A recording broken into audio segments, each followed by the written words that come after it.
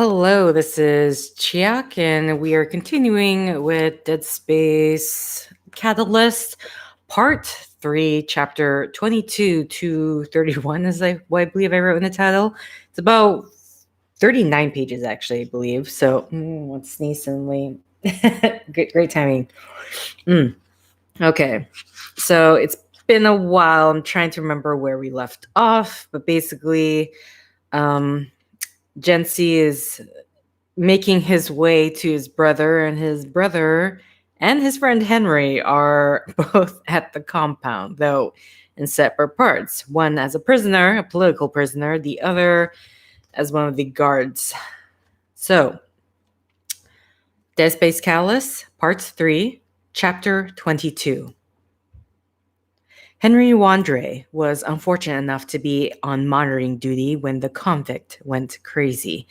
He was there before the monitor, watching Istvan, making sure once again that yes, he had been right. It really was Gency's brother. When suddenly his head began to hurt. Goddamn migraine, he thought. Must be something to do with the artificial atmosphere in the dome. He'd never suffered from migraines before. He closed his eyes tight, pinched the bridge of his nose, and waited for the pain to subside. After a few seconds, it did, even if only just slightly, and he opened his eyes to see suddenly a strange flicker on one of the monitors. He adjusted that camera slightly and at first couldn't believe what he was seeing. He focused in and then thought, oh shit, when he realized what he was seeing was a man's arm with a fork sticking out of it. And then he watched the man's hand close around the fork and tug it out of the arm, which in some ways seemed like a very sensible thing to do, even if the arm did start bleeding profusely. What was less sensible was the fact that he immediately stuck in again, even deeper this time. Henry had never seen anything like it. He had arrived, no real fights, almost no suicides, and very little violence, except the rare times when the guards were sent in to retrieve one of the inmates and bring him into the interrogation chamber. Since hell has the last stop, most of the convicts had already been pretty thoroughly wrung out before arriving here, and most were political prisoners rather than hardened cons. He was reaching for the button to alert the guards, watching one of the other prisoners rush toward the man who was stabbing himself with the fork, when the man tugged the fork out again and buried it in his neck this time, and then pitched backward off the bench. After that, he could see very little. A man was leaning over the injured prisoner, perhaps trying to give him first aid, and was blocking the camera's view. He did not remember having pushed the button for the guards, but he must have, for there was a voice in his earpiece now talking to him, asking him what was up. Stuttering, he tried to explain what he had just seen. Prisoner inflicting violence on himself for no discernible reason and having collapsed, probably gravely injured. And then the man who had been administering first aid moved back, and the camera could see again that there was no question in his mind, but that the man who had stabbed himself was dead. Henry sat there, a little shocked, or perhaps a lot shocked. Hard to say. He stared numbly at the body, just as all the prisoners were staring, standing in a circle around it. There was Istvan again. He could see him. He didn't look traumatized or stressed, seemed hardly surprised, just stood there with his face expressionless, staring on. And then suddenly he thought he caught the flicker of a smile. He's crazy, thought Henry. Maybe they're all crazy. He was glad that he was not one of the guards, that he wouldn't have to be one of the ones to go in there. He had to stay watching the prisoners until one of the monitors showed him the guards lined up behind the door, ready to go in. Then he triggered the alarm, telling the prisoners to return to their cells. A few of them did, but most of them were still standing there, still in shock maybe. So he followed protocol and turned on the loudspeaker and turned the volume all the way up and gave them their one warning. There was a little confusion, but in the end, all of them returned to the cells except for one. He considered issuing the warning again, but no. He knew the rules. He wasn't to do that. So he closed the cell doors, and then called down and warned the guards that there was a corpse and one loose inmate, but that inmate looked stunned, wasn't likely to be a threat. And then, when he had acknowledgement, he opened the doors and watched them rush in. They beat the loose inmate unconscious. There was no need for it, no reason to do it, and it made Henry think again that he'd made a very bad choice by taking this job, by coming to this planet out in the middle of nowhere to live in the outer circle of a penal colony that not only the prison, but not that, but, okay. By coming to this planet out in the middle of nowhere to live in the outer circle of a penal colony that not only the prisoners, but the guards too called hell. He watched two guards. He couldn't tell which two, because of their riot gear they wore, drag the unconscious man away and deposit him in the ring with the cells in it. Meanwhile, the three remaining guards milled around the corpse. Henry's earpiece crackled. "What are we to do with the body?" asked the leader. On the monitor, Henry saw him turn and stare up at one of the cameras. "What do you usually do with the bodies?" asked Henry. "This is the first one I've had, sir, since they converted the morgue to an interrogation room," the man said. "Don't call me sir," Henry wanted to say. "I'm not one of you." But he knew if he said it, it would only confuse the man. Plus, he was absolutely sure that it was true. In a sense, he was as guilty as the soldiers who had beaten the loose inmate unconscious. "Isn't there a protocol?" he asked. "Not that someone collected them." "Who collected them?" asked Henry. "I don't know," said the man. "Someone from the other complex, the one we don't talk about." "Well, we can't leave the body there," said Henry. "Bring it inside and put it somewhere until we can figure out what to do. The interrogation room, maybe. I'll contact the commander and see what he suggests." Once the body was inside, lying flat on one of the metal tables in the interrogation room, Henry established the link. It took a few minutes for it to go through the satellite that directed the signal, first having to assure itself that the link was authorized, and then having to encrypt the signal and send the decryption code securely to the vessel circling the planet. It had always seemed so strange to Henry that almost all of the military personnel lived not within the outer ring of the prison, but in orbit around the planet. It wasn't as though there wasn't room for them here, but maybe they felt freer where they were. Or maybe from their vantage, they could keep watch not only over the penal colony, but over the other complex that had been built not far away.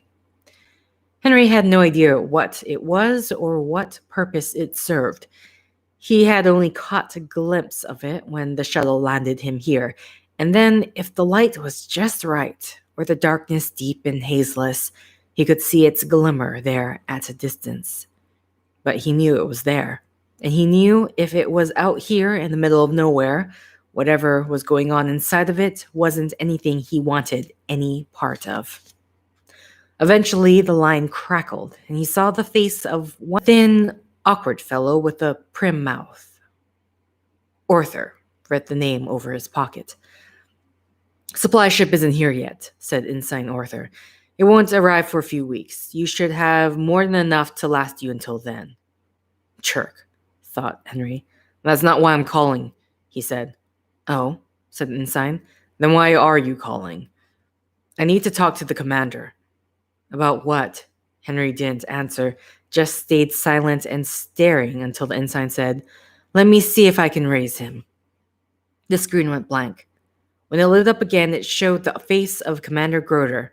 He had a crew cut and a craggy face, his cheeks covered with pockmarks that most people would have had surgically corrected. A scar, too, ran from one side of his nose through his lip, the skin splaying out slightly. "Jenkins, no?" he said.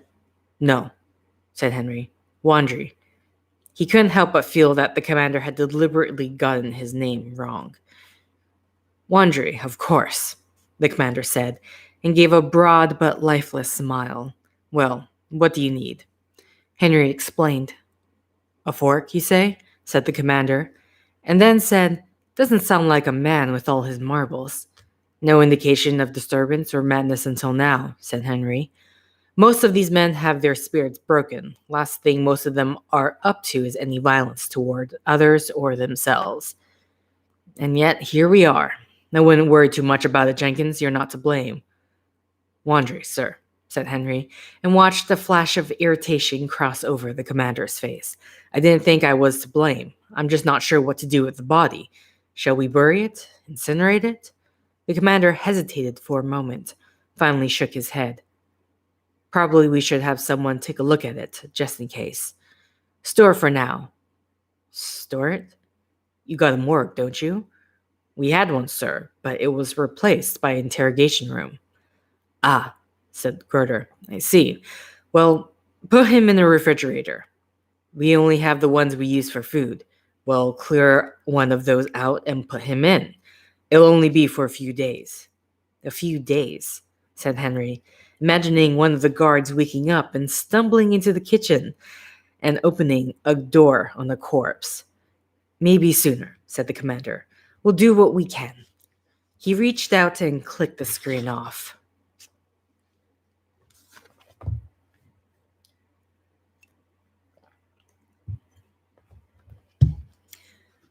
They're 23. Ensign Haley still wasn't sure if she could be flattered or insulted. She couldn't decide if Groder was using her or not, and she wasn't altogether sure how much or how little of the truth he was telling her. She also wasn't sure if she could ask him. You're relieved of your duties, he had said to her in the privacy of his cabin. I have a more important task for you. He explained to her how she would continue to sit at the same console that she sat at before, but he arranged for an ensign off the bridge to handle her formal tasks, and then she'd be allowed to do what she was supposed to do. And what's that? She'd asked. Why, draw, of course, he said. Doodle and draw. Don't think about it much. Anything that comes to mind or half to mind, just draw it and then vid it over to me. You want me to spend my time doodling, sir? He nodded. You really don't have any idea, do you? He asked. Any idea of what, sir? You didn't recognize what you drew? He asked. No, she said. And then said, well, it looked like the unitologist symbol. That's right, he said. But it's much more than that. Can I share something with you? He asked. She said, startled. But the hesitancy with which she'd responded had made him clam up again. He had said, what you're doing, Ensign Haley, is important work. It might not seem so, but it is. You'll have to take my word for it. We'll need to be careful who takes advantage of it. She had laughed. You must be joking, sir, she had said. But apparently he was not, for here she was now, sitting at her console, scribbling with her stylus on her digital pad. She had been doing it for more than a week now, and spinning each doodle over to Groder as soon as she felt she was ready to move on to a new page. Groder's response had been impassive at first. Then, slowly, he had begun to express his disappointment. No, he finally said. That's not it. That's not helping at all. Perhaps if you'd tell me what you'd like me to draw, she said, then I could be of more help. He shook his head. No, he said. If it's to be of any use to us at all, it just has to come. But ever since primary school, she'd been trained to please, and she was incredibly frustrated that now, somehow, she couldn't. She tried to second-guess what Groder wanted. He'd been initially pleased when she drew some version of the unitologist symbol, and so she drew it again, and saw for the briefest moments a flicker of excitement when he saw it. But the excitement quickly faded. Stop thinking, he scolded her. Let it just come. Let what just come? It might have gone on much longer like that, might have gone on just like that until the moment when Groder, frustrated, gave up on Ensign Haley and returned her to her duties. But Groder, luckily, was not a man to become easily frustrated, and also luckily, something happened first. Groder would realize when he looked at the data later, at the point in their loop where they were directly above the man-made facility on Aspera's surface. They were also, sorry, I They were, Groder would realize when he looked at the data later, at the point in their loop where they were directly above the man-made facilities on Aspera's surface. They were also, due to sloppy navigation on Ensign's Arthur's part, closer to the surface than they usually were. And finally, instrumentation would reveal there had been a burst of energy from the planet's surface, from the marker. Suddenly, Ryan clutched her head. Headache? He heard Arthur ask. Every time the man spoke, it filled Groder with irritation. It was partly because he knew the man was a planet from Blackwell, but in addition, the man was simply irritating. Even toying with that technician down on the surface, Wandre, pretending not to remember his name, didn't help much. It must have had been a bad one. Ensign Haley had her head in her hands for 20 or 30 seconds and seemed a little dazed after. What was it? He wondered. Simply a migraine? Why had it seemed to come along so suddenly? He watched her for a while. For a few moments, she was still, and then she picked up her stylus and continued her task. Ensign Haley, he said. She raised her head, gave him a tired look. Yes, sir? She asked, her tone flat. Leave the bridge and take a few moments to gather yourself, he said. For a moment, he thought she was going to protest, as she had before, but instead she gave a curt nod, spun what was on her pad over to his vid, and stood up to leave. She was halfway to the door when he realized what she'd sent him. Wait a moment, Haley, he said. She stopped and paused on the far side of the bridge, waited while he took a closer look. A new series of equations. Crystallization counter sequence, the gray man had called one part of the first set, or something similar if not exactly that. He recognized a few of the equational gestures that he'd seen alongside the first sketch, but he didn't know enough to be able to judge how important or how genuine they were. He would have to send them along, see what the gray man felt they amounted to. The image alongside them all like the marker, but there was a small rough sketch of the marker lower on the page, and he realized that the rectangle he was seeing was a cutaway, a cross-section from the marker. Leave the bridge, Ensign Arthur, he said. What? Said Arthur. I'm not the one with the headache, he said. Sir, said Groder flatly. What? Said Arthur. I'm not the one with the headache, sir, said Groder. Leave. That's an order. Arthur stood, face livid with suppressed rage, but left. Now the rest of you, Groder said. All of you. Except you, Ensign Haley. There was a moment of stunned silence, and then the bridge crew started up and cleared up, a dog going through them. It took them a few moments, but soon he was left alone with Ensign Haley. Okay. Sorry, my connection went off, so I'm making sure. Okay, where was I? Confused, she sat and began. Almost immediately, it was clear that something was happening. She quickly entered an almost trance-like state. What came pouring out was complex and strange. Equations and models, plans and structures. He had always known she was special, but he hadn't realized just how special. She drew for hours before it began to fade and just became ordinary doodles again. He was not disappointed with the results, and more importantly, neither was the gray man.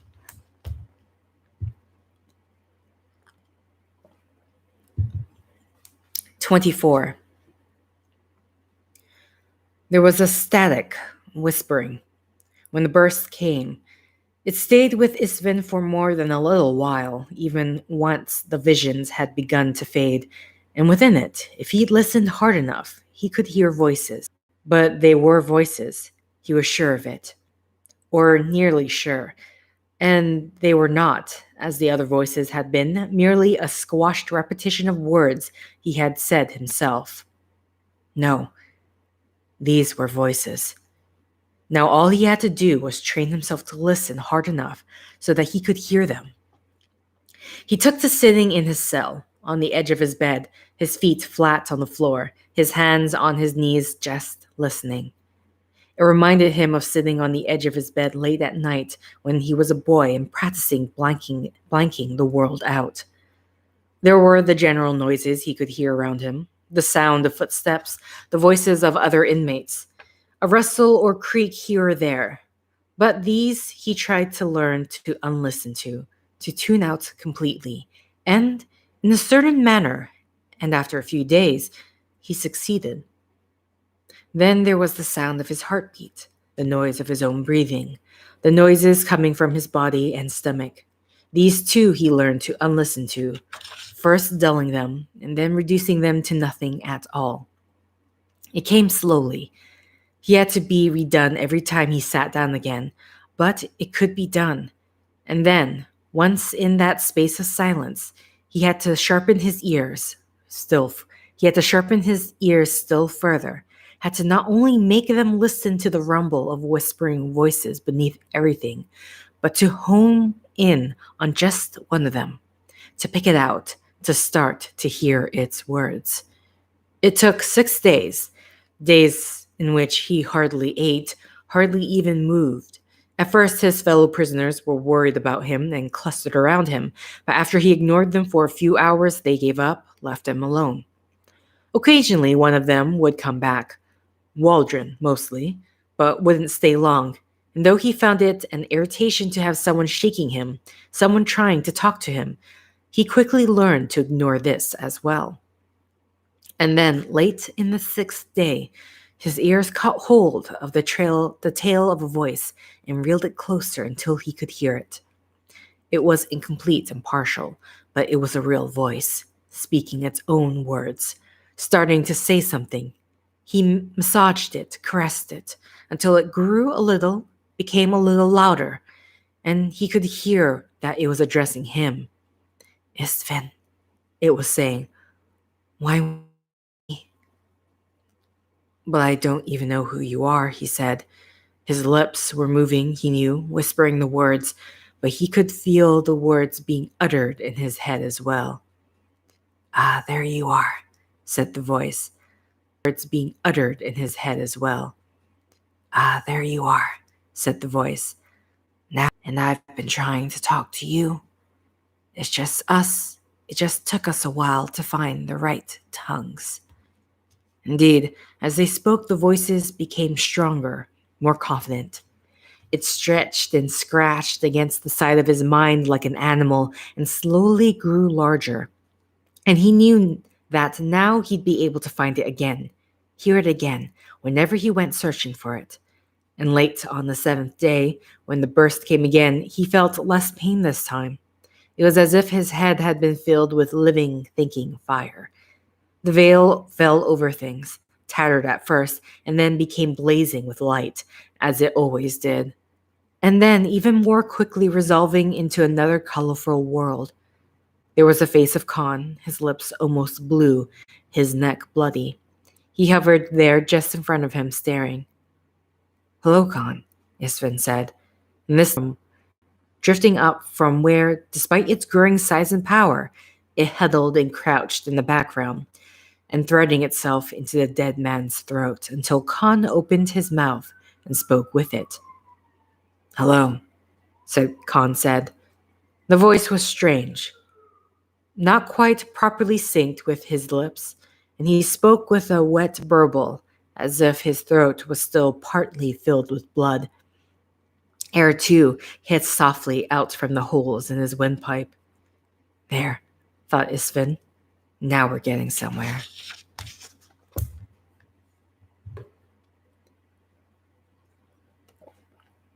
Oh no. 25. You'll want to Dexter. Bryden turned away from his computer and looked at her. All right, he said. You have something you want to show me, go ahead and show me. Vectors, she said again. You've already told me about the vectors. You did that a few days ago.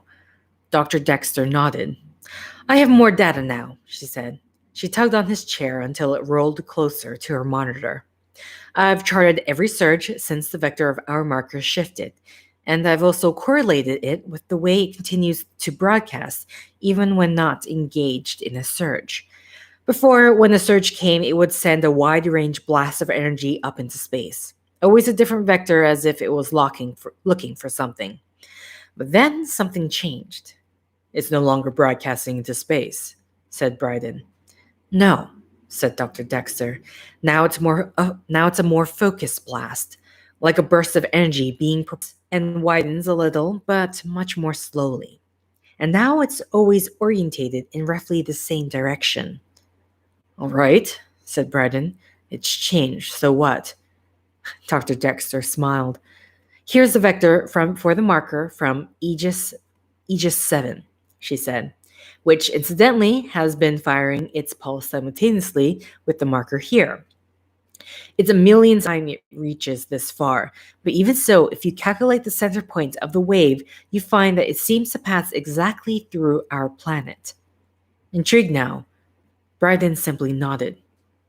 Here's the last one from the projects we're not supposed to know about, the one on Kremar.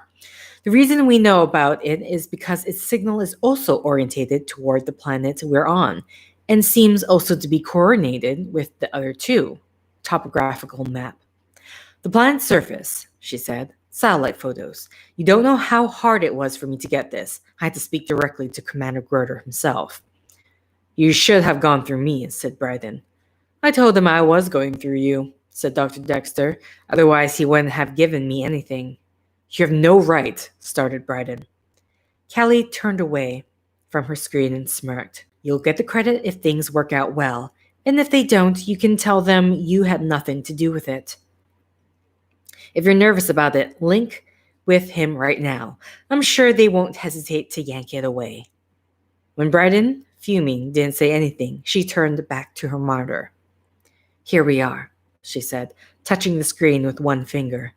Bryden could see the specific shape of the compound, perhaps 2 inches across, a gray block surface that was the rest of the map. Marker is approximately right here. She moved her finger slightly. The vector carries us forward, she said, dragging her finger, which brings us right through here. She stopped on another gray blot. The penal colony. He knew it was there. He saw it sometimes looming dimly on the horizon if he looked out the right window. But he had never been to it, let alone inside of it. It had nothing to do with their purpose for being on the planet. You think it's broadcasting to the prison compound? He's asked. I didn't say that, she said. It's not a broadcast exactly. It may be pulsing to something beyond that, on the other side of it, maybe even something miles away. But I've had the computer calculate the center point of each vector exactly, and when we do that, it looks like this. And when we do that, it looks like this. She touched the screen, and 3 sets of lines appeared on the map, intersected there, right at the prison compound. Oh my God, said Bryden. Nifty, right? Said Callie. That's not exactly the word I would have used, said Bryden. What do you think it sees there? There you go, treating it like a person again. It doesn't see anything. It doesn't want anything. The marker is a mechanical device. You know that as well as I do. It's been programmed to look for something. No, thought Bryden. She's wrong. It's much more than that. But to Callie, he only said, What's your best guess? My best guess? That's not very scientific, Bryden. But when Bryden didn't rise to the bait, she raised her eyes upward and seemed to examine the ceiling. I don't know, she said. Maybe there's something significant about the location, a certain kind of current or force there.